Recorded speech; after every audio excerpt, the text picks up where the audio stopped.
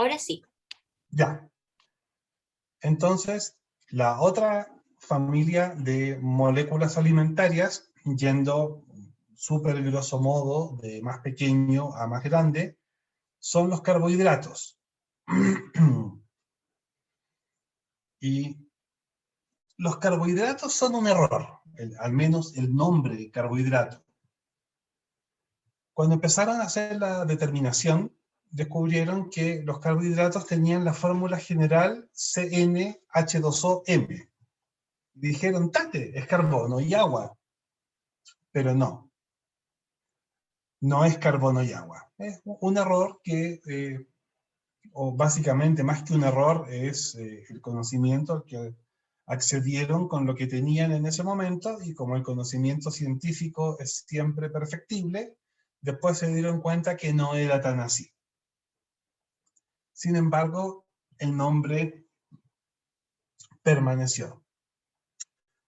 Los carbohidratos son una familia de sustancias que en su mayoría son producidos por plantas.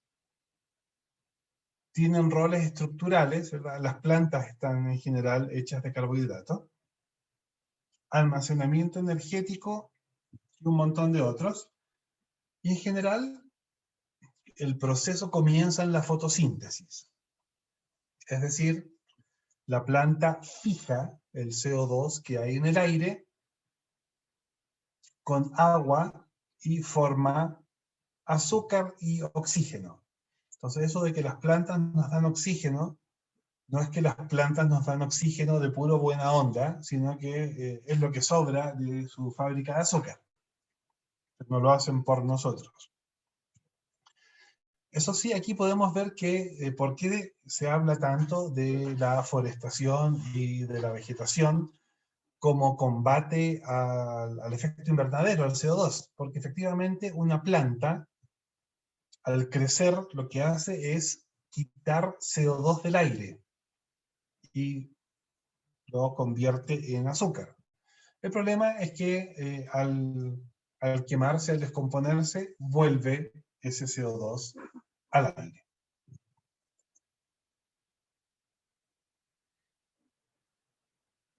Entonces, los carbohidratos son, esto suena feo, polihidroxialdehídos o polihidroxicetonas. El que sean polihidroxilados quiere decir que tienen muchos grupos OH. Aquí podemos ver una estructura de la fructosa, que es el azúcar de la fruta. Y por favor, si contamos los OH, nos vamos a dar cuenta que hay 5.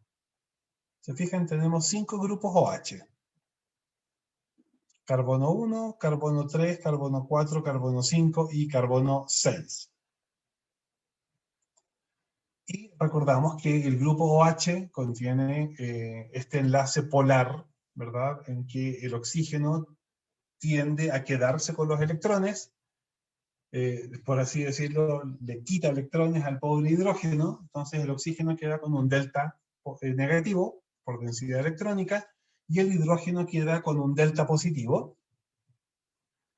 Y eso quiere decir que hay polaridad, y vamos a tener que en general las azúcares son súper afines al agua. De hecho, en general, todo lo que es la industria de la confitería, y en este caso estoy hablando de confitería sí como azúcar y no como cocción en aceite a baja temperatura, se basa en esta afinidad de puentes de hidrógeno entre el azúcar y el agua. Y vamos a tener dos tipos de azúcar, las aldosas y las cetosas. Una aldosa es una azúcar que tiene un grupo aldehído, y una cetosa es un azúcar que tiene un grupo ceto. Lo que tenemos aquí es una aldosa o una cetosa.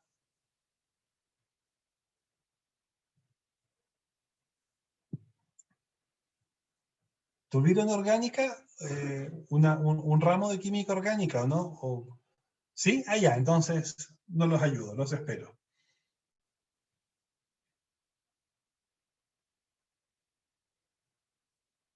¿Qué diferencia un aldehído de una acetona?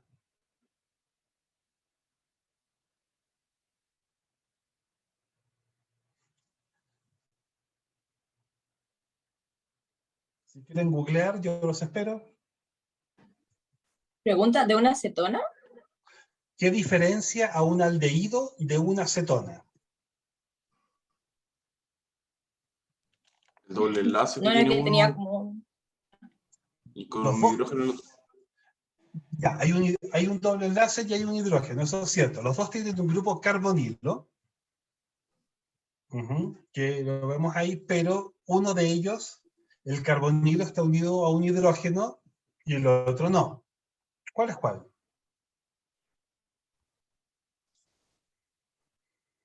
El aldehído está unido al hidrógeno y la acetona tiene dos como cadenas radicales. Tiene dos carbonadas, ¿verdad? Exactamente, Benjamín, gracias. Entonces, este animal de acá, ¿es un aldehído o una acetona? Cetona.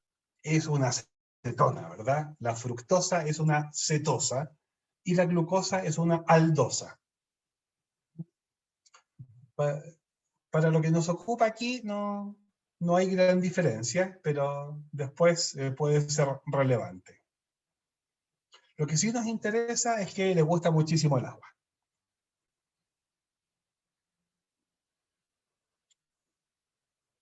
Los carbohidratos tienen una serie de propiedades nutricionales y funcionales.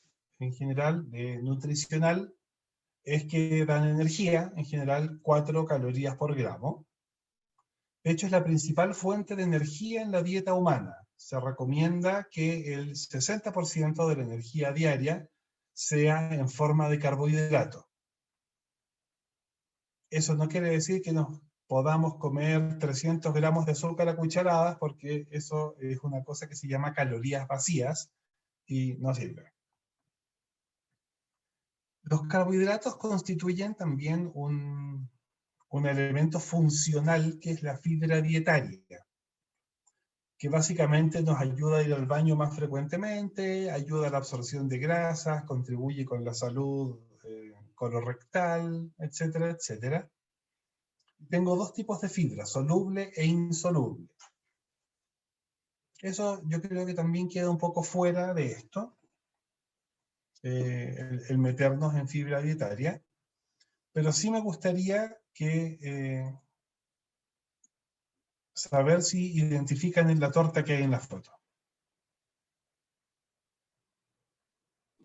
Red Velvet. Es una red velvet, ¿verdad? Que cuando está bien hecha es maravillosa y cuando está mal hecha es una tortura. Excelente. Veo que estamos hablando con gente que sabe. Buena cosa. ¿Se hizo la Marelro? ¿Perdón? ¿Esa es pastelería de ustedes? No, esto es Google. Ponme una foto de una red velvet. Ya. Es que he visto cosas parecidas, por eso te pregunto. Sí, hacemos cosas parecidas, pero red velvet tenemos fotos, pero no están tan buenas. Y claro, y en general las mejores fotos que tenemos son de torta Dovos, pero esa es pura grasa, entonces no calzada acá. Ok. Pero sí, la red velvet de la Marel es maravillosa. ¿Y qué es o sea, yo he comido cosas en cupcake, pero para mí es un misterio qué es lo que es. ¿Nos puedes iluminar con relaciones a los Sí. que no sabemos? La red velvet es una torta, y esto es un poco entretenido, que originalmente era una torta de chocolate, pero que se hacía con buttermilk, que es ácida. Entonces lo que hacían era potenciar las antocianinas del chocolate, que a pH bajo se van a rojo. Entonces, miren, esta torta de chocolate es medio roja porque está en medio ácido, pero después decidieron que no era lo suficientemente roja, entonces pasó a tener un componente de jugo o extracto de betarraga para el rojo, y ya ahora derechamente le ponen colorante alimentario.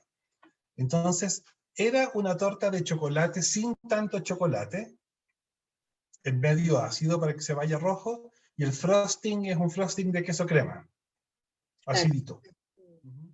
O sea, es bizcocho con colorante. Bizcocho bizcocho con poco chocolate y colorante alimentario rojo y frosting de queso crema.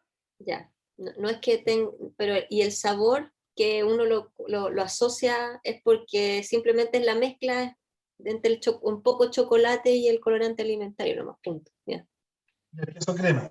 El acidito del queso crema es parte importante de la identidad del Red Velvet. Ok. Ahora, claro, si yo me paso con el chocolate, deja de ser Red Velvet y pasa a ser chocolate.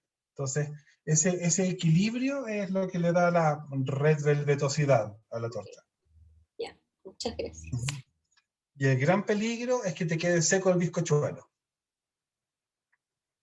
Y ahí es como comer plumavit con queso crema y no es lindo. Ya, salgámonos de la pastelería y volvamos a nuestros carbohidratos. Yo tengo una clasificación de hidratos de carbono en la que puedo hablar de carbohidratos simples, que son de 1 y 2 unidades de azúcar, y carbohidratos complejos, que son muchísimas. Hay una categoría intermedia que son los oligosacáridos, o sea, los pocas azúcares, pero esos tienen que ver más con fibra dietaria que con cocina. Entonces, no sé, perdón por poner un tema tan sexy, pero el típico caso de los gases que a uno le dan cuando come porotos, no sé si les ha pasado. No, porque ustedes no les dan gases, me imagino, ¿ya? Esos los causan los oligosacáridos. Entonces, porque el cuerpo no tiene las enzimas para digerirlos, y la flora intestinal sí, y bueno, el resto ya es historia. Pero para la cocina nos interesan los simples y los complejos. Benjamín ha levantado la mano. Benjamín, Sí, no, ¿cuál- quería preguntarle que mi abuelita siempre decía que si uno comía legumbre y le echaba limón, no le iban a dar gases. No sé si le será echabas tan real limón o no.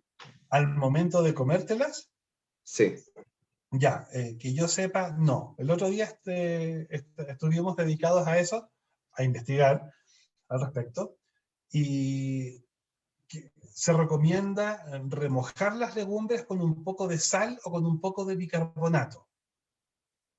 Y eso favorece a que los culpables de los gases, que son la estaquiosa, la rafinosa y la verbascosa, son unos oligosacáridos, salgan al agua de remojo de los porotos, y tú botas el agua de remojo y te comes los porotos con una cantidad reducida de estas cosas.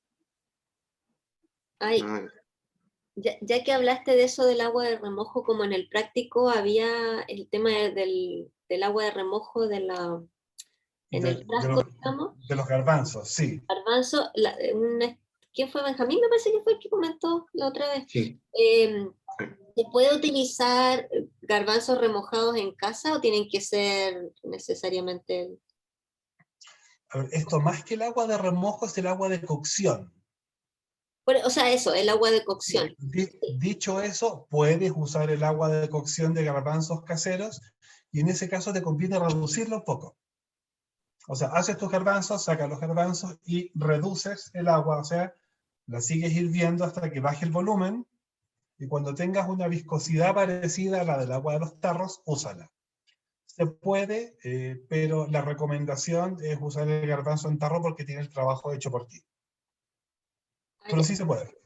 Es más trabajo, pero se puede. ya, ok. Y ya que estamos ahí, no solamente sirven los garbanzos, sirven también otros porotos, otras legumbres, pero el que mejor funciona es el garbanzo. Entonces tenemos los azúcares simples, que son los dulces, y los carbohidratos complejos, que en general no son dulces. Sirven para un montón de cosas. Sirven como endulzantes, como espesante, como estabilizante, como gelificante y como saborizante. ¿Están claras todas estas funciones o alguna la encuentran un poco extraña?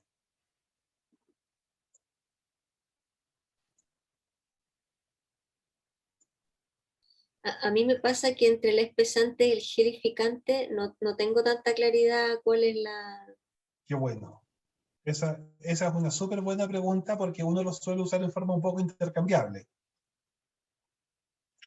El espesante aumenta la viscosidad. Típico caso, ¿han hecho almíbar todos? ¿O han visto almíbar? Ya. El almíbar está espeso, ¿verdad? Es un líquido, fluye, pero tiene una resistencia al flujo, que es la definición de viscosidad. ¿Han comido sémola con leche? También. Eso es un gel.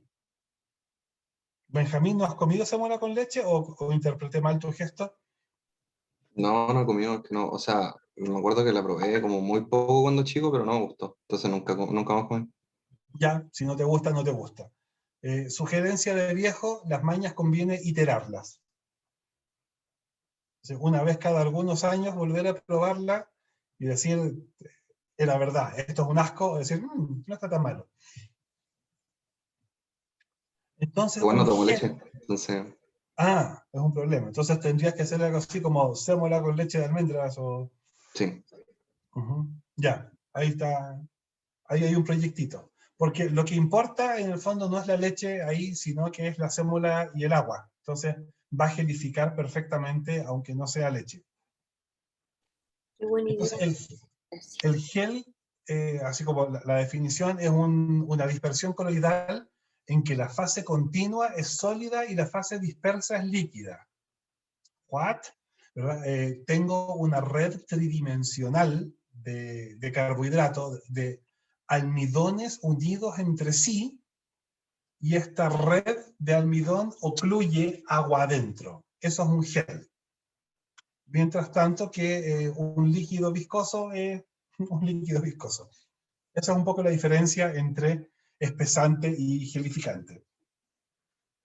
Ahora, hay sustancias que sirven para ambas. Por ejemplo, el agar-agar, si es que yo lo hidrato, pero bajo la temperatura que necesita, o la goma gelán, actúan como espesantes, pero no como gelificantes. Mientras que si lo hidrato a los 95 grados que pide, sí es gelificante. Y hay otros que nunca van a ser gelificantes, como la goma Santana, siempre va a ser un espesante y, bueno, sí forma geles, pero en condiciones súper extrañas. Entonces el azúcar endulza, espesa. Esto de estabilizante tiene que ver con mantener las preparaciones en las condiciones que yo quiero. Por ejemplo, si yo le pongo azúcar, el queque va a durar más que el pan, ¿verdad? Si yo dejo un pan de un día para otro, se pone duro. Si dejo un queque de un día para otro, va a estar mejor. Eso es porque el azúcar está estabilizando mi producto. O sea, es un estabilizante un poco desde el lado de la tecnología de alimentos. Y lo que ven en la foto es un caviar de cacao que se hace con un carbohidrato especial que se llama alginato, que me permite hacer esferificaciones, que es una técnica de cocina molecular bien entretenida. Que Rodrigo, no vamos a ver. Dime. ¿ese concepto de estabilizante va para las mermeladas también? La mermelada, sí, por dos razones. La mermelada tiene como una cosa extra, tiene un estabilizante de que impide que se le metan bichos, y por otro lado, un estabilizador, un conservante, que es un estabilizante en el tiempo, y por otro lado, la estabilización del producto. Y eso tiene que ver, en el caso del azúcar, con la actividad de agua. No sé si van a ver actividad de agua en algún momento, No. pero básicamente cuánta agua tiene mi alimento, lo que se llama agua retenida o agua enlazada, que es agua que estoy usando en la estructura del alimento, y agua libre, que es el agua que está disponible para que crezcan bacterias, hongos y otras cosas. El agua enlazada no la pueden usar los microorganismos para crecer, mientras tanto que el agua libre sí. Entonces yo lo que busco en un producto alimenticio es una actividad de agua, o sea, una cantidad de agua libre baja, para que no crezca nada. El azúcar ocupa el agua, porque como interactúa con el agua, queda unida a esa agua por puentes de hidrógeno y no permite que los microorganismos la utilicen. Entonces, en ese sentido, sí es un estabilizante en las mermeladas. Y ahí ya nos metimos un poco en tecnología de alimentos, pero eso es siempre una buena cosa. Tenemos la gelatinización. Ya levantó la mano. Perdón, Camila, ¿sí? Es que cuando uno hace arroz, tiende a limpiarlo y ahí suelta el almidón. Sí. Pero, ¿qué tanto hay que hacerlo? Porque uno puede hacerle como 5 pasadas y sigue saliendo. Entonces, como, ¿cuál es el punto? Según que quieras con tu arroz, tú puedes tranquilamente hacer tu arroz sin lavarlo, pero va a tender a pegarse. Y por ejemplo, si quieres hacer sushi, ¿verdad? La receta dice que tienes que lavar tu arroz 8 veces. Entonces, si es que quieres hacer arroces más pegotes, no lo lavas. Y si es que quieres hacer arroces más graneados, lo lavas más. Eso depende un poco del gusto de cada uno. Pero no es necesario lavarlo. Ahora, claro, si haces sushi con arroz sin lavar, va a ser, ¿verdad?, una oda al pegotismo. Y eso es porque no todos los arroces son iguales. El arroz de sushi es un arroz de grano corto.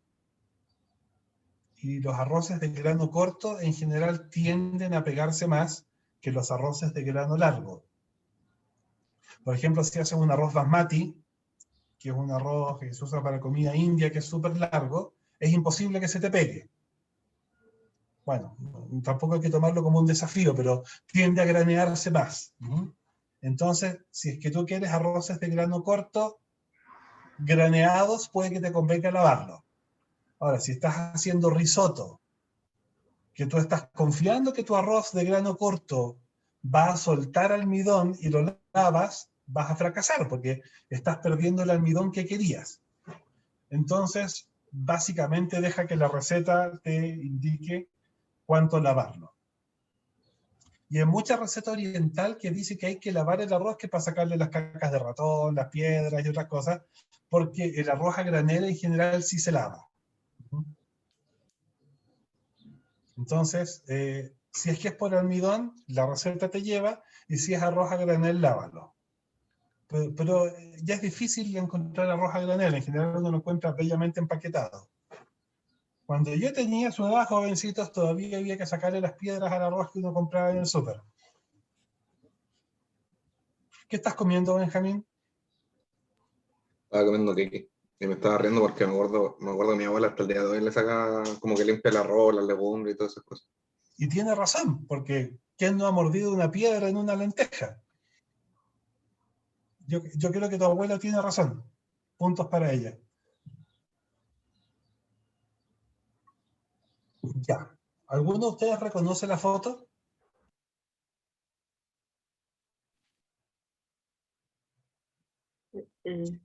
¿Qué clase de otaku son? No lo son. Claro, los van a echar de la Asociación Mundial de Otaku. Son mochi, son unos pastelitos japoneses que por fuera son de arroz glutinoso y por dentro están rellenos con dulce de poroto. Si ustedes dicen, ¿qué onda? Dulce de poroto, les informo que muchos dulces chilenos en Chile, para abaratar costos, reemplazan parte o todo el manjar blanco por dulce de poroto, y ustedes quizás no se han dado cuenta. Promoción sobre todo válida en la Ligua. Sí. La próxima vez que compren dulces de la Ligua, cómanselos con sospecha. O sea, son buenos, pero puede que el manjar no lo sea. Dato curioso. Claro, o sea, si se fijan, están comiendo arroz con porotos, pero está disfrazado de pastelito. Y eso es súper típico en repostería de Extremo Oriente, o sea, China, Japón, Corea, que usan el atsuki, que es un tipo de poroto, para dulce. Ya, pero esto no es clase de pastelería, volvamos a lo nuestro. Quizá una de las propiedades más interesantes de los carbohidratos es la gelatinización. La gelatinización consiste en la absorción de agua por los granos de almidón, ¿verdad? El grano de almidón está empaquetadito, están las moléculas ordenaditas, sólidas, y al meterlo en agua y subir la temperatura, el agua empieza a penetrar entre las moléculas de almidón, rompe el empaquetamiento y se libera el almidón al líquido y forma un gel. Y esto es todo culpa del enlace de hidrógeno, porque yo paso a desplazar la interacción entre mis moléculas de almidón, que están unidas por enlaces intermoleculares de hidrógeno, le meto el agua entre medio y cuando forma el gel se estabiliza por la formación de puentes de hidrógeno entre los OH de las glucosas del almidón y el agua. Aquí hay un video cortito de el almidón absorbiendo agua. ¿Se fijan? Aquí tengo granitos de almidón en agua. Voy subiendo la temperatura y a medida que aumenta la temperatura, empiezan a absorber agua los gránulos de almidón. Y empiezan a hincharse, porque el agua se mete entre medio y empieza a separar las moléculas de almidón.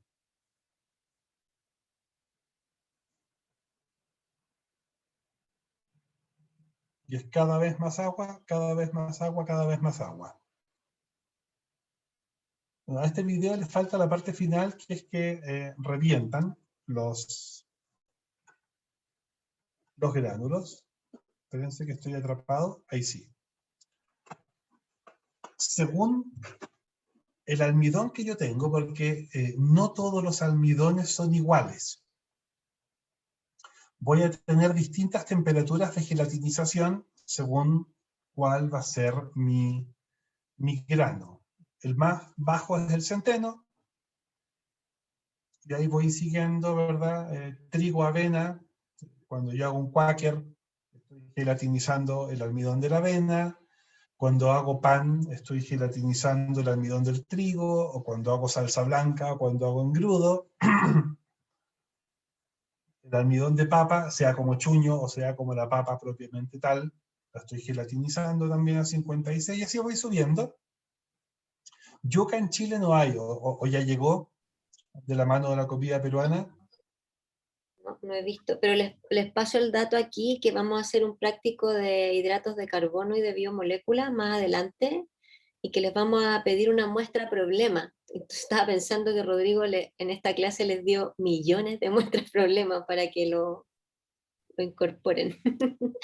Ya tienen lista la tarea. De nada.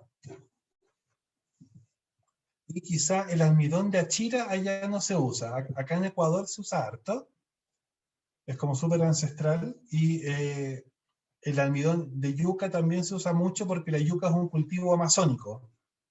Nosotros aquí estamos en Loja y estamos a 1 hora en bus del Amazonas. Entonces llega mucha yuca. En Venezuela o Colombia hay yuca, ¿o no? ¿O muy lejos ya? Sí, también. Entonces, si tienen ellos, lo más probable es porque hay varios negocios ya que tienen cosas exclusivas de... Muy bien. Y no sé si... Acá sí llega yuca, pero en el norte. O sea, yo vivo en el norte de Chile y acá sí hay yuca. Qué bueno. Excelente. Pero no es tan común todavía, según yo acá no es tan común. Ya. Yo me acuerdo en Ecuador haber comido tortillas de yuca. Sí, ¿y no comiste pan de yuca? Sí, sí, también. Que es como el...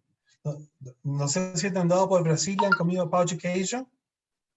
¿Cómo? Perdón, ¿qué suena esta cosa? Es muy rico, yo lo amo.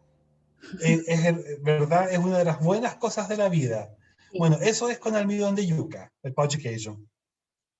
Y el pan de yuca ecuatoriano, y la chipa paraguaya, ahí todo un cuento. Ya tienen hambre, ¿verdad? Sí. Ya, sigamos entonces. No, sobre todo, ¿tú ya desayunaste, Cara? No, todavía no tengo mis 16 horas del ayuno intermitente. Ya, sigamos hablando de comida entonces. Ya, esto está pensado para cocineros.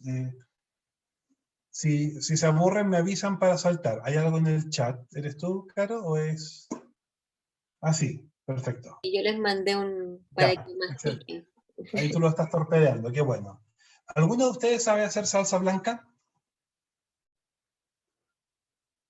Ya, la Caro, pero como es profe no vale. Es hecho, pero con una receta al lado. Bueno, pero no importa, con eso basta. Y tú partes trabajando la harina con mantequilla, ¿verdad? Rehogándola, como dirían los cocineros españoles. Y eso en gastronomía se llama un roux. Roux viene de la misma raíz que rojo, y es porque yo puedo hacer un roux más tostadito, puedo ir tostando mi harina y queda con un tono rojizo. Pero el de la salsa blanca, como su nombre lo indica, blanca, no es un roux tostado. Y también hay un método de espesar que es la beurre maniée, que es mantequilla amasada, que yo hago pelotitas de mantequilla con harina, y después esas se las tiro a mis sopas y se espesa sin apelotonarse. ¿Qué pasa si yo tengo harina y gelatinizo el exterior? Va a quedar una capa de gel impermeable que va a proteger el interior de la harina del agua, también conocido como grumo. Entonces, para evitar los grumos, lo que yo hago es dispersarlo en grasa o en agua. Todos hemos trabajado quizá con maicena, que lo que yo hago es dispersar la maicena en agua fría, porque si no forma también grumos, y eso se llama slurry. Si se fijan, eso es una palabra inglesa y no francesa, quiere decir que es más reciente que el roux y que la beurre maniée. Entonces, un poco el secreto es mantener los granos de almidón separados antes de que se gelatinicen, y hay una serie de técnicas para que yo pueda obtener, ¿verdad?, preparaciones con el espesante distribuido en forma homogénea.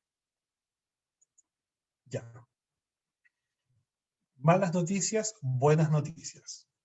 Si es que yo dejo el arroz de un día para otro, si es que yo dejo mis tallarines de un día para otro, si es que yo dejo una marraqueta o una baguette de un día para otro, voy a ver que se volvió dura.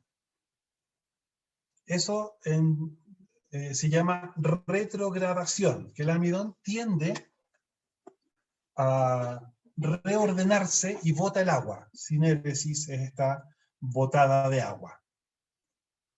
Si es que mi almidón bota el agua, vuelve a ser cristalino, está recristalizando mi almidón. Y por eso el pan se pone duro.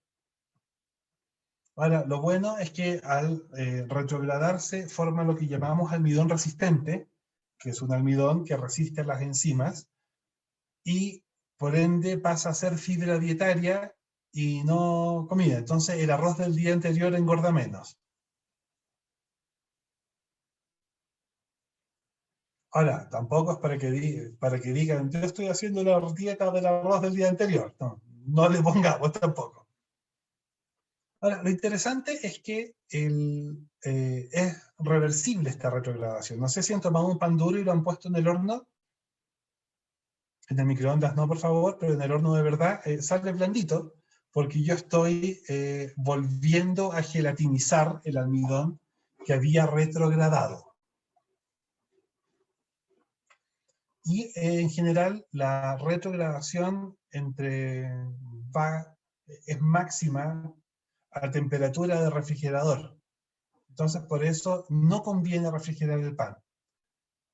El pan o lo dejo a temperatura ambiente o lo congelo. Pero en el refrigerador se me va a poner duro mucho más rápido. Rodrigo, disculpa, Sí. cuando hablas de reordenamiento de las moléculas, ¿a qué te refieres exactamente? Me refiero a que yo tengo mi almidón. ¿Ya? A ver, déjenme conectar la tableta quizá. Están a punto de verlo mal que dibujo.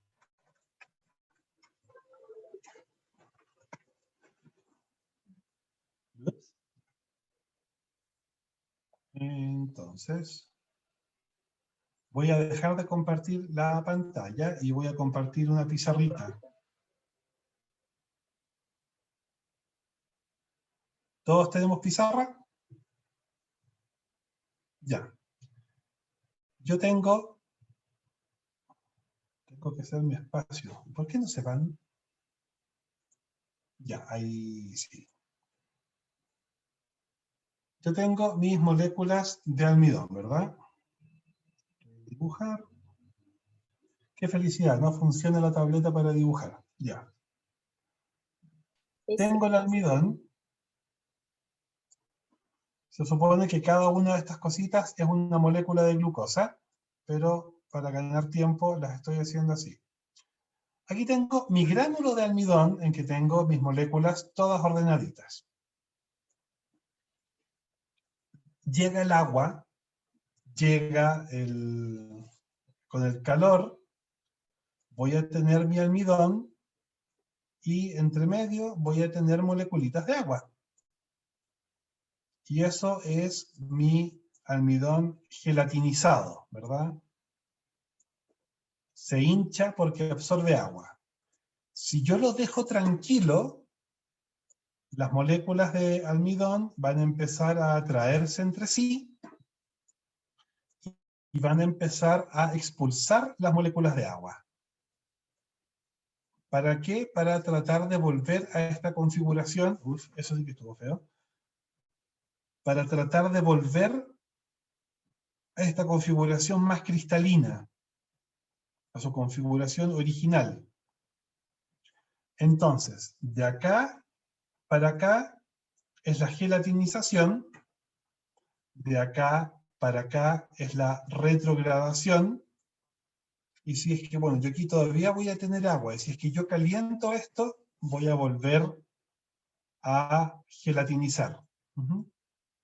A eso me refiero, perdón por lo feo del dibujo, pero a eso me refiero con el reordenamiento o la retrogradación de los almidones. Y en este reordenamiento solo van a jugar los puentes de hidrógeno que pueda conectar el agua con, o sea, que puedan hacer el agua con las moléculas de almidón. No hay ningún otro tipo de Bueno, claro, está el puente de hidrógeno almidón-agua y está el puente de hidrógeno almidón-almidón.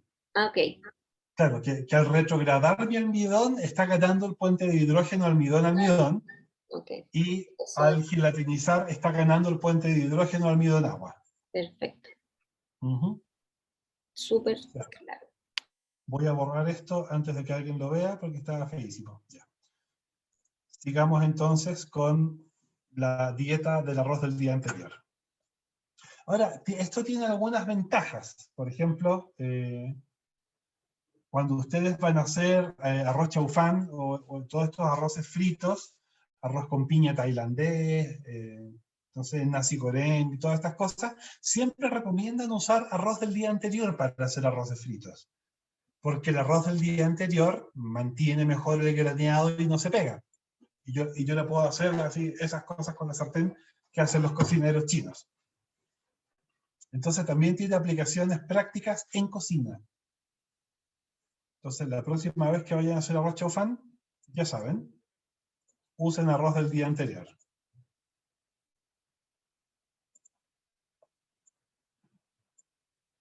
Cualquier almidón nos da lo mismo. Tenemos la amilosa, que es el almidón ordenadito, que son unas líneas de glucosa, glucosa, glucosa, glucosa, glucosa. Van a haber enlace glicosídico, claro, ¿verdad? Ya, entonces, la amilosa son puros enlaces alfa 1,4.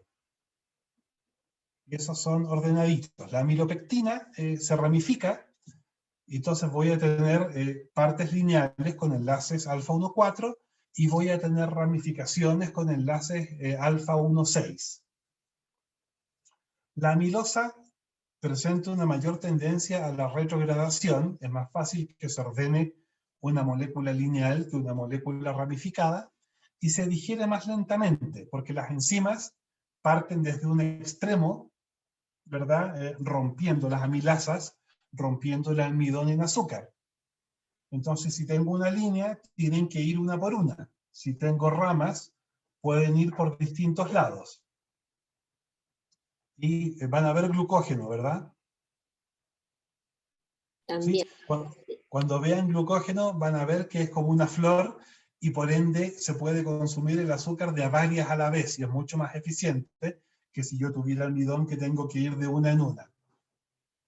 Pero el glucógeno no se usa en cocina, así que eso yo no me meteré. Aquí empieza la cosa buena, la caramelización. Estos son, ya no es la biomolécula en sí, sino que son formas de pirólisis, de descomposición térmica de las biomoléculas. No sé si esto nos interesa, Carol. La pirólisis como tal, no, pero explicando la pirólisis también habla de estructuras moleculares, así que creo que también es, creo, no sé. Claro, la caramelización, todos han hecho caramelo, espero que ninguno se haya quemado con caramelo, porque pucha que duele, no se los recomiendo. Es la descomposición térmica del azúcar, y esto es súper divertido porque uno dice yo voy a derretir azúcar, y la verdad es que no la estoy derritiendo, porque si yo derrito hielo, obtengo agua, vuelvo a congelar el agua y obtengo hielo. Si yo derrito azúcar, obtengo caramelo y hasta ahí llegué. ¿Verdad? Si solidifico el caramelo, voy a obtener un vidrio y no azúcar. Entonces es lo que se llama una fusión aparente. Lo interesante es que produce compuestos que importen aroma y sabor, en general furanos y otros compuestos de descomposición. Y ojo que yo puedo caramelizar azúcar sin fundirla y puedo fundir azúcar sin caramelizar. Cuando digo azúcar, acá estoy hablando de sacarosa, azúcar de mesa. Y no sé si quieren hacer la prueba, calienten azúcar a 150 grados en el horno por 1 o 2 horas y van a obtener azúcar caramelizada, pero azúcar en cristales. O sea, hay una descomposición, pero no se funde. Y si es que tienen jarabe, si es que tienen glucosa, la pueden derretir sin que se caramelice, pueden obtener vidrios transparentes. O si no, no sé si alguno de ustedes está metido en la pasta base de las decoraciones de azúcar, que se puede trabajar con isomalt, que no es es mitad azúcar, mitad polialcohol, que forma unos vidrios preciosos y no carameliza. Entonces, ojo que la caramelización y la fusión son cosas distintas. Bueno, el típico video de decoraciones de azúcar, por si se inspiran. Eso es un toffee en la sartén, que cuando endurece eso es caramelo de azúcar de sacarosa, hilos de caramelo para un cheesecake.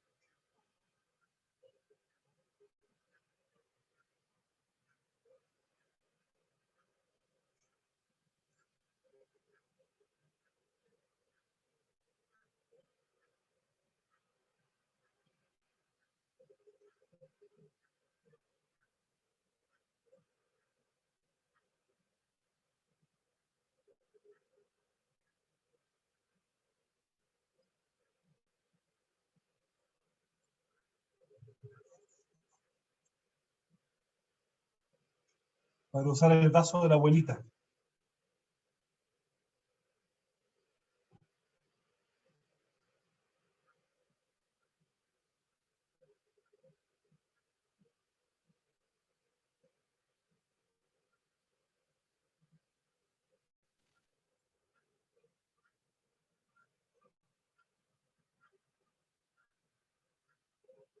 Eso no todos son con azúcar, algunos eran con glucosa, dijiste, y otros con sacarosa, ¿sí? Esta es pura sacarosa, porque Ah, son esos videos de divulgación. Además es mucho más fácil obtener sacarosa que glucosa.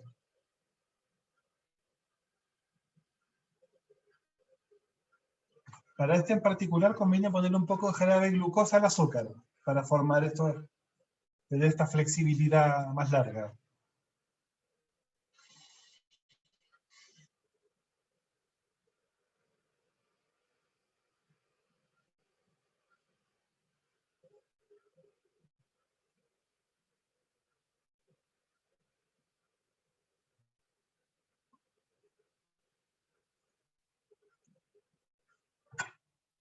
Ya.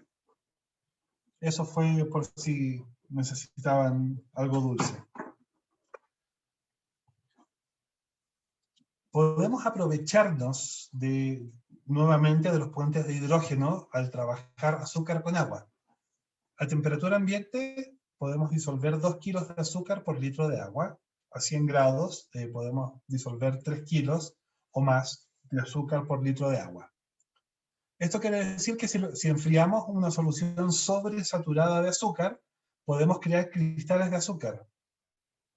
Y eso puede ser una experiencia interesante. Si les interesa, les puedo compartir el cómo se hace, después les hago un documentito. Pero si seguimos calentando, tenemos distintos almíbares. No sé si han trabajado con almíbar de pelo, almíbar de bola blanda, etcétera, etcétera. Y estos hierven a distintas temperaturas y tienen distintos porcentajes de azúcar. Como el punto de ebullición es el punto en que la presión de vapor se equipara con la presión atmosférica, yo tengo que restar 1 grado por cada 300 metros de altitud. Y de hecho a nosotros nos pasó con mi mamá la otra vez que nosotros vivimos en Loja, que está a 2100 metros de altitud, y fuimos a Riobamba a un congreso a hacer un laboratorio que está a 2800 metros, y se nos olvidó corregir. Y no funcionó. Entonces fue así como típico anticlímax de película Disney. ¿Qué hacemos? Y de repente nos acordamos, ¿sabes qué? Bájale 2 grados a ese almíbar. Y funcionó perfecto. Entonces, bueno, ustedes viven todos a 0 metros, ¿o no?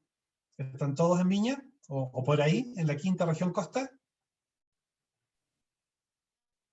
Pero, por ejemplo, en Santiago, según donde yo viva, puede que tenga que restarle 1 o hasta 3 grados con respecto a los 100 metros. Ahora, esto más que con altímetro se hace con barómetro. Esto es contra la presión atmosférica. Y el otro día nos pasó que estábamos destilando solvente en el laboratorio, un solvente que se supone que destila a 68 grados, pero estaba destilando a 67, y era porque iba a llover, entonces la presión estaba muy baja, entonces estaba hirviendo más abajo. Entonces, todo eso hay que tomarlo en cuenta cuando yo estoy trabajando con azúcar. Entonces, para que vean que las propiedades coligativas y todas esas cosas sí se usan en verdad.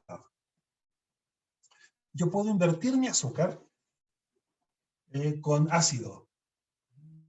Una inversión ácida, lo que hago es una hidrólisis. El sacárido, la sacarosa, son 2 moléculas, una fructosa y una glucosa, que están, ¿verdad?, condensadas. Hay un enlace, el enlace glicosídico, que forma un cetal, o un acetal, según corresponda. Y eso yo lo puedo romper con agua y con ácido.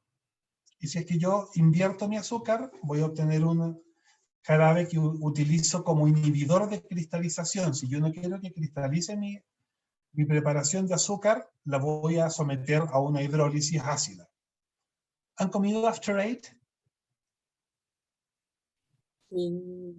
¿Se han fijado que son, bueno, chocolate por fuera y una especie de almíbar de menta adentro? Eso es bien interesante porque lo que se hace es hacer pastillas de azúcar flor con menta sólida y le ponen una enzima que se llama invertasa, que es una enzima que lo que hace es romper la sacarosa en glucosa y fructosa, es una hidrolasa. Esta invertasa, claro, cuando tú haces tu mezcla no pasa nada, ¿verdad? Tomas tu sólido de azúcar, lo metes en chocolate y luego lo dejas madurar unos días. Y en esos días la invertasa lo que hace es disolver o hidrolizar la sacarosa, entonces lo que obtienes es este jarabe líquido dentro y tienes tu After Eight. Pero para producirlo lo produces en sólido, que es mucho más fácil. Entonces es una aplicación súper interesante de enzimas en confitería. A mí no me gusta el After Eight, aprovecho de avisar. Ya, esto es un poco más técnico, no sé si vale la pena detenerse. hay una serie de carbohidratos polisacáridos que se utilizan en cocina molecular, en industria de alimentos, incluso en cultivos. ¿Van a entender microbiología ustedes, o no? Para que trabajen con placas de agar. Ya, el agar-agar es un polisacárido de alga que se utiliza como gelificante. La xantana es una goma, es un exopolisacárido de Pseudomonas campestris, que es una bacteria que originalmente vivía en las hojas de repollo, Xanthomonas campestris, perdón, y que la esclavizaron para producir esta goma que se utiliza como estabilizante para jugos, para un montón de cosas. De hecho, si ustedes toman cualquier producto alimentario, es súper probable que diga xantana, sobre todo si es líquido. La pectina es un polisacárido de vegetales estructural que se utiliza sobre todo en mermeladas. El gelán también es un polisacárido bacteriano, no me acuerdo de qué bacteria es, pero básicamente está desterrando al agar-agar tanto en la cocina como en el laboratorio. El CMC y la metilcelulosa son celulosas modificadas, y el alginato, como su nombre lo indica, es un polisacárido de alga que lo usan mucho los dentistas. ¿Les han tomado impresión de dientes para hacer prótesis o moldes? Que es una cosa azul que se muerda, ¿no? Y es blandita. Eso es alginato. Ya, ahí estamos con los carbohidratos y nos queda el último bloquecito, que son las proteínas. ¿Cómo estamos de tiempo? Poco justos, pero bien, nos quedan 40 minutos. No sé si tienen preguntas sobre los carbohidratos, azúcares, caramelos. Yo del caramelo quizás, así como por preguntar, ¿también se puede hacer caramelo con la alulosa?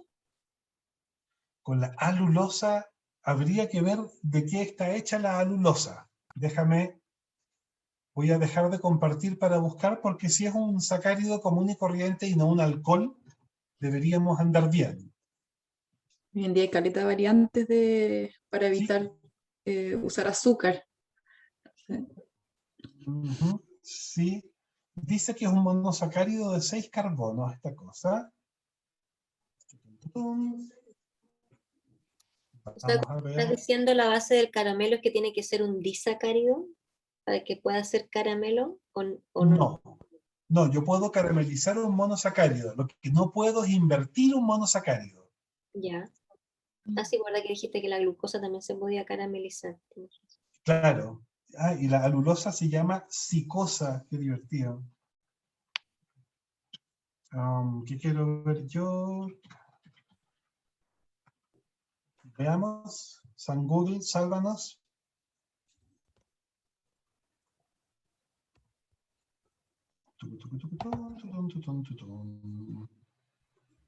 ¿Y por qué está prohibida la alulosa? Ah, ya, porque no sabemos lo suficiente. Sí, sí se puede. ¿Y en qué uno se tiene que fijar? Básicamente hacerlo. Caliéntalo despacito, porque en general los monosacáridos pueden caramelizar más abajo, o sea, a menor temperatura, y ve cómo te funciona. Déjame ver, punto de ¿Es fusión. más experimental o hay algún componente que uno diga si se puede caramelizar? Es que si es azúcar, se puede caramelizar. Ya. Es así de simple. Y como la alulosa sí es un azúcar, sí la puedes caramelizar. Ya. Funde a 110 la alulosa. Entonces sí deberías andar bien. Ándate despacito. Debería funcionar a temperaturas inferiores que la sacarosa. Ahora aquí la voz en off dice que si quieres hacer caramelos, trabajes con isomalt. ¿Iso? Isomalt. Isomalt. Que acá a mí me gusta hacer mucho palomitas Normalmente Ya. las hago con el caramelo que me sale del azúcar, pero siempre he querido buscar alguna variante porque si no, igual es harto el consumo. Sí, sí, el isomal debería andar bien. Y bueno, y si la alulosa funciona, bien. Y Vamos a hacer la prueba. la alulosa no tiene limitaciones porque todos estos edulcorantes que no son los que estamos acostumbrados a consumir, que producen diarrea, flatulencias y cosas, porque el cuerpo no los digiere, pero sí las bacterias del colon con efectos indeseables. Entonces, es típico que hay límites de consumo para estos azúcares. Y eso iba a aportar yo, que salió un paper hace un par de años de que el cambio de la flora bacteriana en relación a las azúcares, o sea, no tradicionales o alternativas, hace que hay una predisposición a enfermedades a largo plazo. Hay que tener ojo con eso. O sea, Hay un paper circulando, lo leí hace un par de años, pero no o sea, podría... no es que sean prebióticos porque son buenos porque alimentan a la flora intestinal, No, sino que la alteran. la alteran, sí, y al alterarla queda la persona con predisposición a diferentes tipos de enfermedades. Oh, interesante. Sí, O sea, ¿será que si cambias el alimento, cambias la flora? claro, Ujú. pero eran Bueno, edulcorantes no naturales, en todo caso, eran por ahí iba la cosa. ya. Bueno, entonces, haz la prueba con la alulosa. Total, o sea, si lo haces una vez no te vas a morir. Estas cosas son si uno como que reemplaza Son, 100% una cosa por la otra, ¿no? claro, son súper crónicas. Si uno mantiene la variedad, vamos a ser todos amigos. La Voy a diversidad hacer la- la lleva, en biología al menos. Ya, entonces, la idea no era amedrentar a nadie, ¿no? Sigamos con nuestras proteínas. Espero que les guste el sushi. No, ya habíamos pasado por el sushi con el lavado del arroz. ¿Qué son las proteínas? Esta es una analogía súper bruta, pero así como los carbohidratos son aquello de lo que están hechos los vegetales, las proteínas son aquello de lo que estamos hechos los animales. O sea, si uno empieza a mirar la piel, proteína, el cabello, bueno, en mi caso no, pero proteína, las uñas, incluso los huesos son matrices proteicas calcificadas. Los animales estamos hechos de proteína. Son como las piezas de Lego de las que estamos hechos. Y a su vez las proteínas tienen sus propias piezas de Lego, esto ustedes lo saben porque ya lo vieron, que son los aminoácidos. Los aminoácidos tienen por un lado un grupo carboxilo, por otro lado tienen un grupo amino, y hay un carbono que es el carbono alfa que tiene un hidrógeno en casi todos los casos, y otra cosa. Y esa otra cosa es lo que nos va a dar la identidad, por así decirlo, del aminoácido.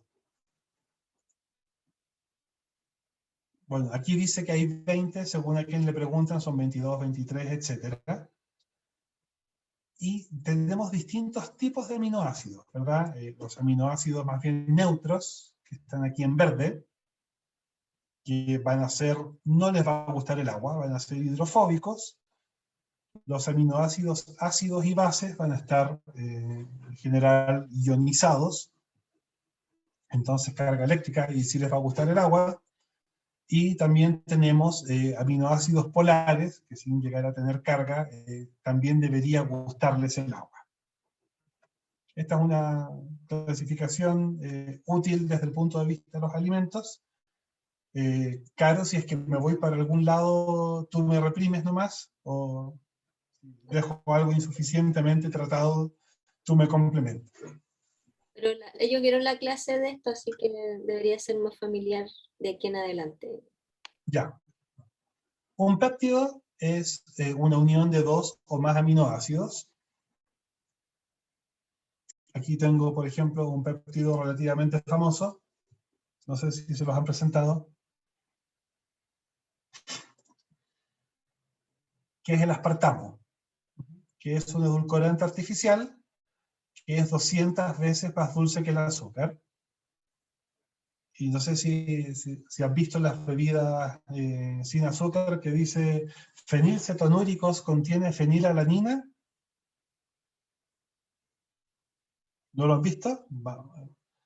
Veo que, bueno, es que ahora que hay celulares uno lee menos etiquetas de puro aburrido. Pero en mis tiempos, uno en la mesa se ponía a leer las etiquetas de las cosas de aburrido. Bueno, si yo tengo una cosa que se llama fenilalanina. Eso, Rodrigo. Van a ¿Qué tener cosa? un taller conmigo de leer etiquetas, así que Ya, entonces me callo. lo hacen Bueno, habitualmente. La está bien. mayoría al menos. ¿Pueden decirme dónde está la fenilalanina aquí? Ustedes que tuvieron orgánica.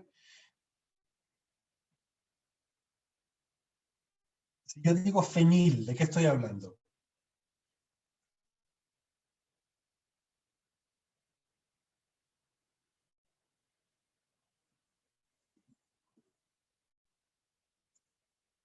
Cuando yo hablo de un fenil, estoy hablando de un anillo de estos. De un anillo aromático. Entonces la fenilalanina sería esta cosa de acá, que, bueno, en este caso ya no tengo mi enlace peptídico, sino que tengo un éster metílico, pero bueno, todo muy triste.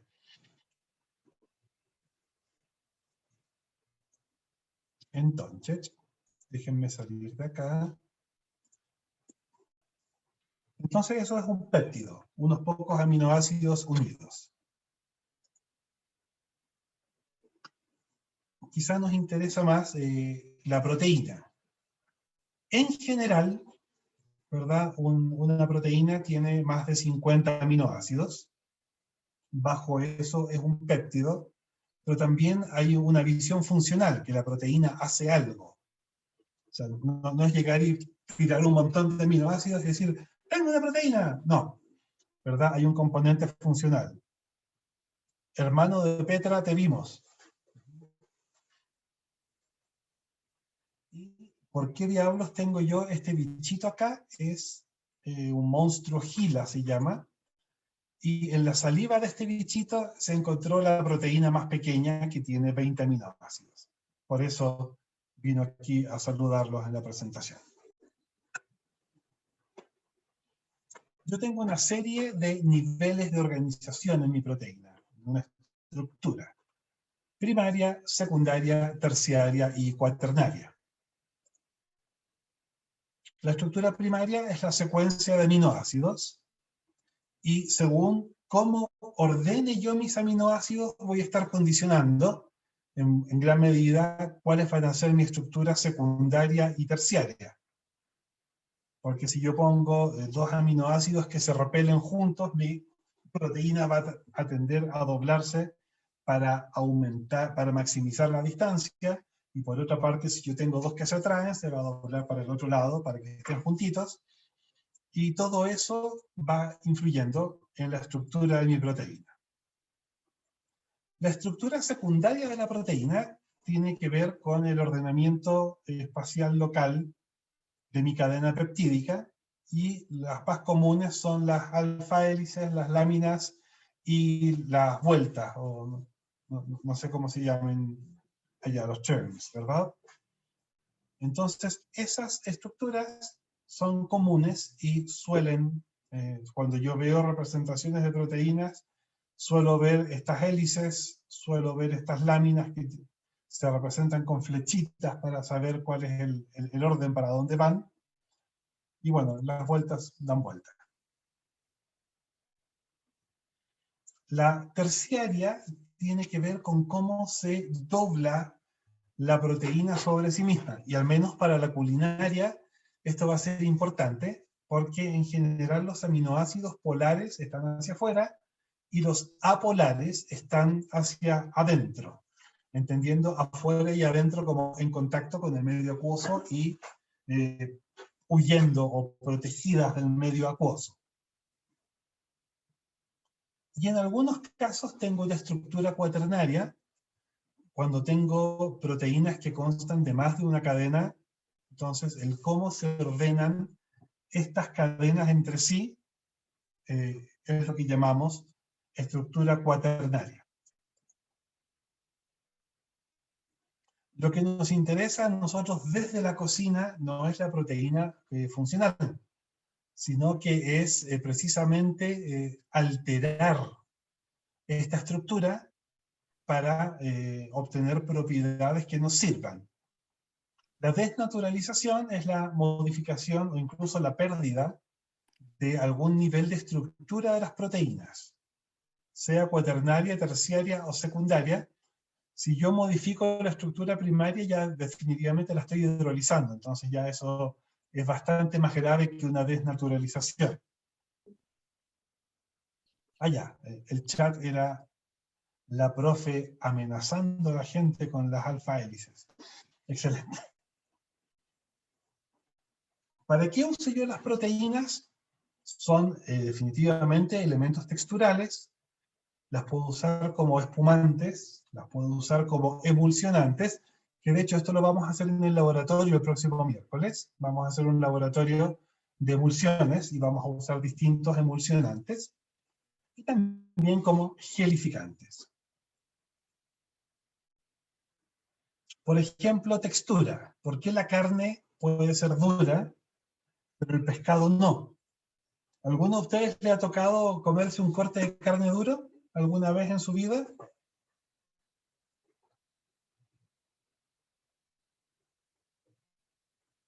Ahora, ¿alguno de ustedes le ha tocado un pescado duro? No, ¿verdad? Pero sí les ha tocado un pulpo o un calamar duro si es que se han comido.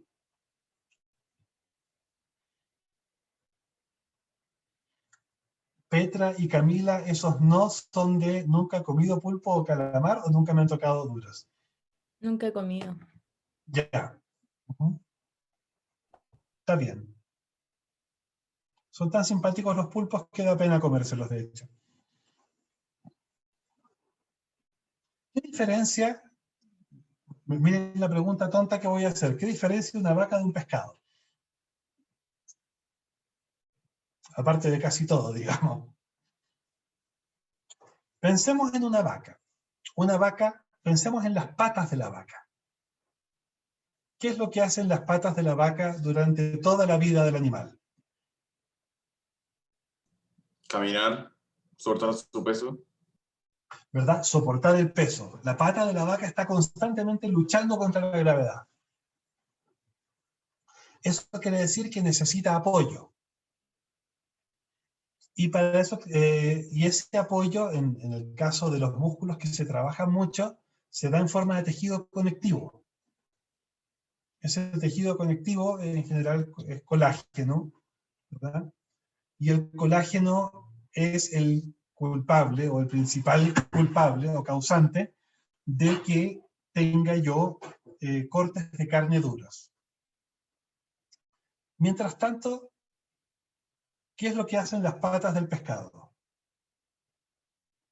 El pescado no tiene patas. ¿Por qué? Porque no las necesita. El pescado está sostenido, ¿verdad? Por el principio de Arquímedes en el fondo. El empuje del agua lo mantiene, entonces no necesita estar luchando constantemente contra la gravedad y por eso no necesita tanto tejido conectivo. Y por eso la carne sería más dura que el pescado, en forma groseramente resumida. Entonces hay proteínas, como el colágeno, que pueden ser muy duras, y hay también ¿verdad? Productos alimenticios, como el pescado, que no necesitan tanto tejido conectivo y eso va a notarse en su textura. Todos han comido ceviche, me imagino. ¿Se les ha pasado el ceviche? Hacen un ceviche, se olvidan y se vuelven a comer a las 2-3 horas. No, el pescado se hace como arena. Eso es porque hay tan poco tejido conectivo que se desarma y las fibras musculares quedan por ahí dando vuelta. Si no, hagan la prueba la próxima vez que haya ceviche, dejen un poquitito guardado en el refrigerador, por favor. No queremos intoxicaciones alimentarias. Y pruébenlo a la mañana siguiente. Van a ver que el tejido conectivo, el ácido del limón, lo hidrolizó totalmente.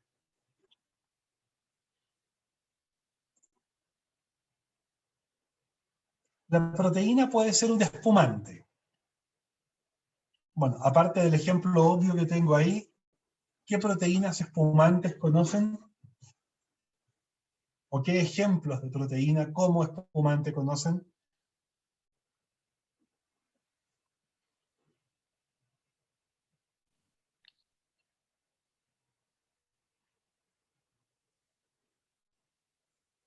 ¿Se han tomado un latte alguna vez? ¿O un cappuccino? Ahí hay un ejemplo de proteína espumante, que es la proteína de la leche. Esa leche texturada de los baristas es simplemente la leche hecha espuma. Ahí hay un ejemplo. Bueno, la cerveza, sobre todo la Guinness, que tiene otra composición. ¿Han comido merengue alguna vez? Otro ejemplo de proteína espumante. Entonces, si se fijan, tenemos una serie de ejemplos en el día a día que, claro, uno no dice, oh, tengo un ejemplo de proteína espumante, uno dice, denme un latte, por favor. Entonces, son cosas del día a día, pero si es que uno las empieza a mirar, se da cuenta que hay un montón de aplicaciones interesantes. Emulsionante. Aquí está la pregunta: si han preparado mayonesa con leche. Vamos a hacer lactonesa la próxima clase, que tiene una serie de ventajas. Si es que yo tengo un carrito de completo o tengo algún emprendimiento gastronómico, me conviene tener lactonesa y no mayonesa por la duración y la inocuidad alimentaria. Ahora yo escucho que se pregunta por qué Rodrigo nos está hablando de emulsionantes y tiene unas salchichas en la foto.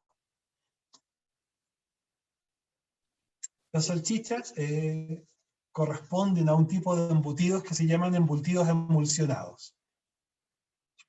Para hacer salchichas, lo que yo hago es meter carne, grasa, hielo y sal, y imagínense una especie de licuadora de baja velocidad.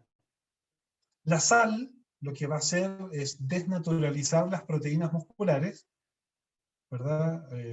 Las mioglobinas y todas esas cosas, las actinas, las miocinas, y al desnaturalizarlas, estas proteínas van a tener una parte que le gusta el agua y una que no le gusta el agua, y van a empezar a emulsionar.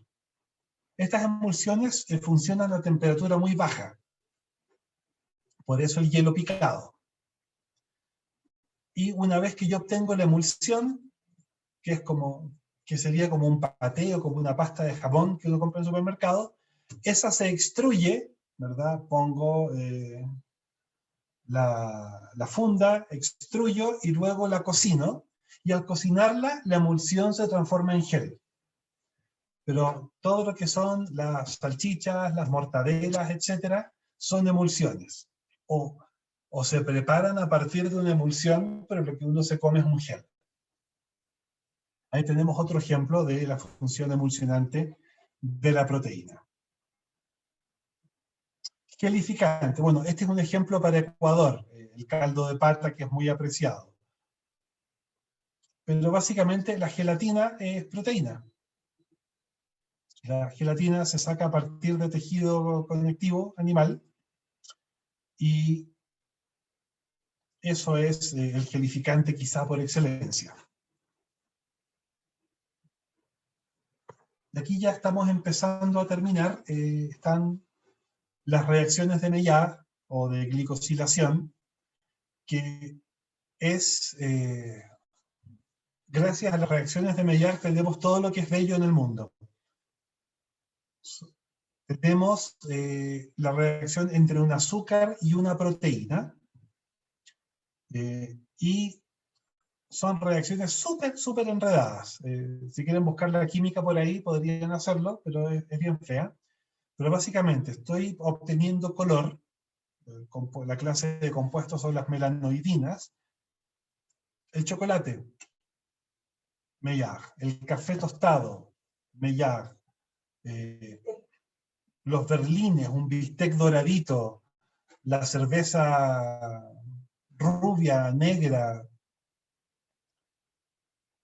todo eso es gracias a las reacciones de Maillard. El aroma de pan recién hecho, el aroma de galletas recién hechas, el aroma del café que se me acabó, todo eso también es producto de las reacciones de Maillard, y como no todo podía ser bueno, están las acrilamidas, que son como un poco el cuco de la industria alimentaria, que es cancerígena. Ahora, antes de que se empiecen a preocupar, tendrían que comerse como 100 berlines diarios a lo largo de varios años para que fuera complicada la posibilidad de contraer cáncer por acrilamidas. Y 100 berlines son como 10 kilos de berlines al día. No creo que les sea interesante. Pero en general, la idea es tratar de no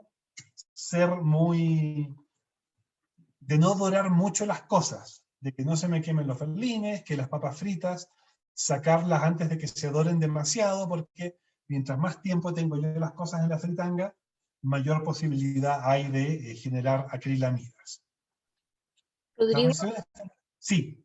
¿esto es la misma base de por cuál la carne asada es cancerígena? Cuando dicen que la carne asada es cancerígena, ¿es por esto? ¿Por las reacciones de Maillard y la producción de...? O sea, si se te pasa con la carne, o sea, la acrilamida sí está en las carnes asadas, pero si se te pasa la mano con las carnes, o si usas algunos tipos de carbón, hay otro tipo de cancerígenos que son los aromáticos policíclicos. Ah, ya. Los benzopirenos y esas cosas. Ya. Y, claro, por ejemplo, los gauchos argentinos tienen una de las tasas de cáncer gástrico más altas del mundo. Y eso es por el exceso de asado, y al final eso lo rastrearon más que a las acrilamidas a los aromáticos policíclicos. Ah, perfecto, ya. Esa es la El benzopireno fue. Ya, el benzopireno. Vale. Sí. Eso es lo que quería contarles. No sé si hay dudas, preguntas, consultas, quejas. Aprovechen. Llame ya.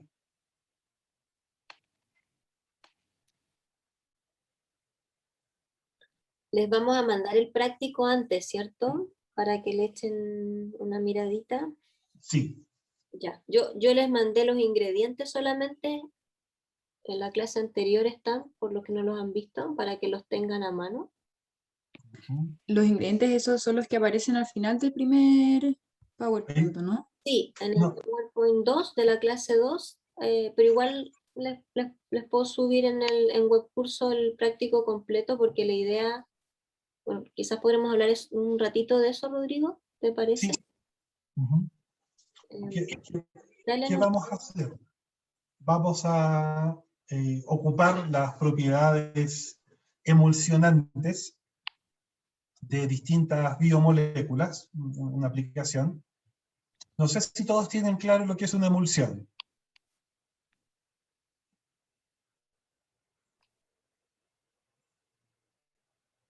¿Sí? ¿No?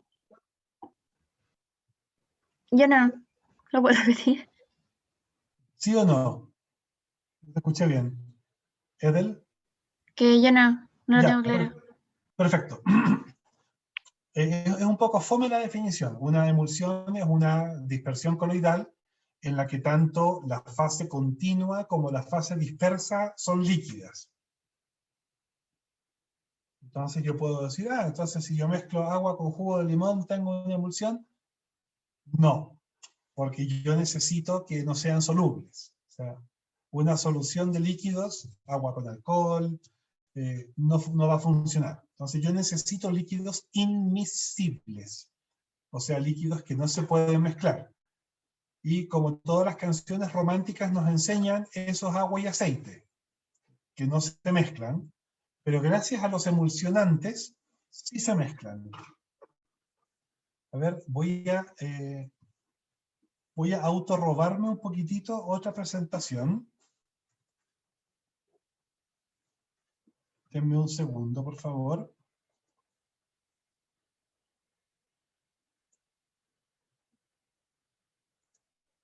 Un poco para tener claro qué vamos a hacer.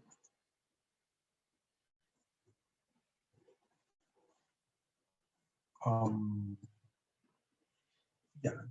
Un coloide, ¿qué es lo que es? Es un tipo específico de dispersión. La fase continua es un medio y la fase dispersa son partículas dispersas en ese medio.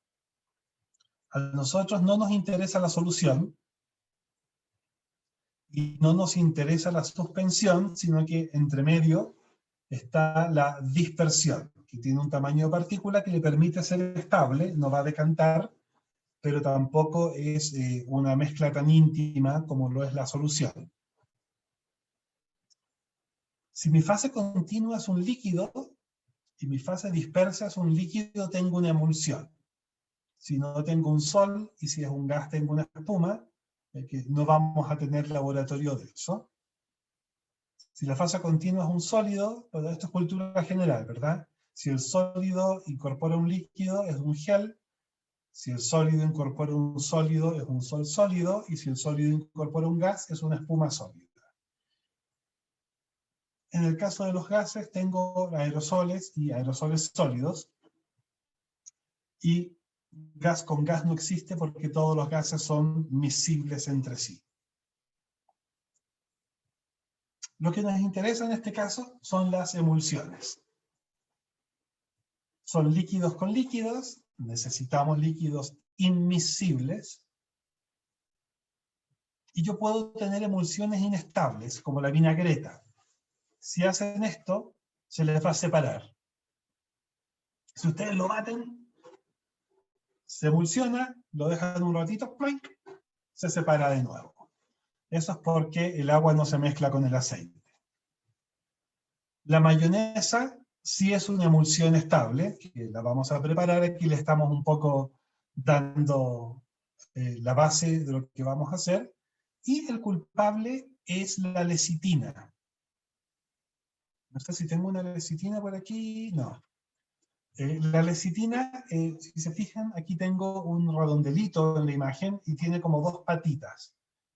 Eso es una buena representación de la lecitina, que es un fosfolípido, que tiene una cabeza, que sería el círculo blanco, polar, ¿verdad? Tiene una etanolamina, que sí le gusta el agua, y esa etanolamina está unida a un fosfato, y tiene dos colas que son ácidos grasos a los que no les gusta el agua.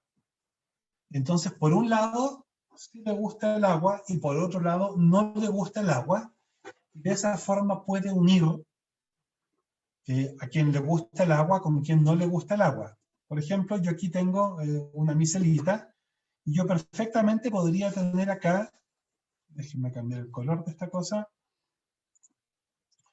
yo perfectamente podría tener aquí una gotita de grasa, ¿verdad? La lecitina, por así decirlo, clava las colas hidrofóbicas en mi gota de grasa y deja las cabezas hidrofílicas hacia el agua y emulsiona esa grasa y permite que se forme esta dispersión. Todo lo que vamos a hacer en la experiencia del próximo miércoles va a ser trabajar con emulsionantes. Ya sabemos que el de la mayonesa es una lecitina, que es un fosfolípido que está en la yema del huevo. Y vamos a usar otros emulsionantes, que parte de su trabajo prelaboratorio va a ser averiguar cuáles son, ¿no? Sí, La idea es que le queríamos decir con Rodrigo ahora era que en el práctico hay una serie de ingredientes y que busquen detrás de esos ingredientes, como por ejemplo el aceite, cuáles son las moléculas del aceite que ustedes van a trabajar en este práctico y las tengan desde el punto de vista molecular, que la estructura molecular de esas posibles moléculas, que averigüen ahí. Y en el comienzo del práctico, la idea es que nos muestren eso, la vayamos conversando y con Rodrigo van enganchando eso con los mecanismos más moleculares de la cocina, por así decirlo, o con lo que están cocinando y lo que están haciendo, pero primero tienen que llegar con el práctico leído, con los materiales ordenados, bueno, obviamente tienen que tener un espacio en la casa, vamos a partir a las 10 el práctico. ¿Te conviene, Rodrigo, partirlo a las 10 o te conviene repartirlo a las 11? Estaba preguntando ahora por el cambio de horario, como que no tenía eso en la... No, yo Entonces, empiezo a funcionar temprano, así ya, que para mí está perfecto. ya, entonces vamos a partir el práctico a las 10 porque la segunda hora yo tengo taller con ustedes. Pero igual el taller, si nos atrasamos un poquito, puede haber cierta grado de flexibilidad, digamos. Más que la clase, preferí dejar la clase para otro día y después colocarles taller. Entonces la idea es que llegan con el práctico leído, entendiendo lo que van a hacer, con los materiales listos, la zona de trabajo, y no va a haber prueba de entrada en este práctico, pero sí va a ir una tarea que es eso, que es buscar las moléculas. Y si tienen alguna duda en relación a eso, me la pueden hacer y yo la canalizo a Rodrigo a través porque es para el próximo miércoles, tienen una semana. Y una cosa que nos dice el practicum es que vamos a hacer un montón de salsas, y esas salsas se las van a tener que comer con algo. Entonces, tengan, no sé, papas fritas, un completo o algo, para que no se desperdicie. Decía galletas, pero la idea es que, claro, si después puede ser algo un poco más elaborado, mejor. Claro. No la pueden, porque esas salsas duran, ¿cierto? O sea, se pueden guardar como para que ellos después puedan... Claro, o sea, con la por familia. ejemplo, Ya. por ejemplo, la lactonesa se usa en vez de la mayonesa de huevo en los puestos, en los carritos de completos y esas cosas, porque dura más. O sea, y tiene menos riesgo de toxinfecciones alimentarias. La de aquafaba no es tan estable. Entonces ahí puede que haya que comérsela antes. Eso, no sé... Y lo otro en el práctico parecía vaso, pero claro, yo después lo voy a editar mejor porque decía vaso precipitado en algún minuto Que en la casa uno suele no tener. claro, entonces ya yo les coloco un vaso de 250 más o menos ml. ¿Ustedes todos tienen mini pimer o batidora de inmersión o Turmix o como se llame? Eso es importante. Claro, porque si no tienen pueden usar una juguera, pero tiene la lata que hay que andarla lavando entre experiencia y experiencia. Entonces, la idea es irnos adaptando a lo que vamos a tener en la casa, y eso un poco lo vamos a ir tocando de oído el miércoles. Y si alguien no tiene ni juguera, ni batidora, ni nada, va a tener que hacer la mayonesa con tenedor, y eso es solo para abuelitas. Ahí vamos a ver cómo nos da. Esto, no sé si hay dudas, preguntas, et al. ¿Algún comentario? ¿Les quedó claro? ¿Cómo les fue con el lenguaje? Yo creo que eso es importante. Voy a apagar la grabación ya para que hablen con confianza.